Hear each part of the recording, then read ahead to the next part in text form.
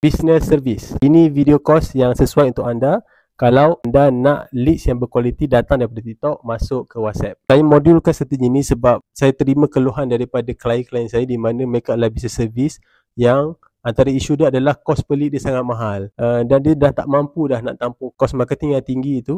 So dia mencari jalan macam mana nak pivot marketing itu kepada TikTok. So daripada situ saya explore strategi, saya apply strategi untuk klien-klien saya. Alhamdulillah benda tu berkesan.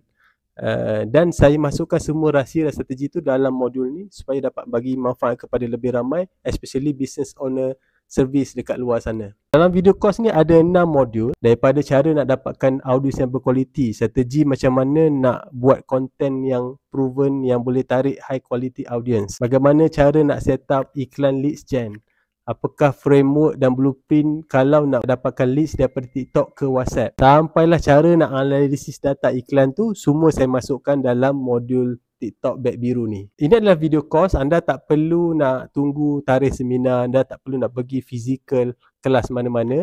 Lepas anda membuat pembelian, anda akan terus dapat link dekat anda punya email. Anda boleh terus tonton dan juga terus buat, terus dapat result dan terus boleh apply. So kalau anda business owner yang nak leads yang banyak berkualiti datang daripada TikTok, masuk ke website saya segera, ketahui betul-betul strategi yang proven sekarang ni boleh naikkan jualan business service anda, yang boleh bantu cash flow anda supaya duit masuk lebih banyak ke dalam company.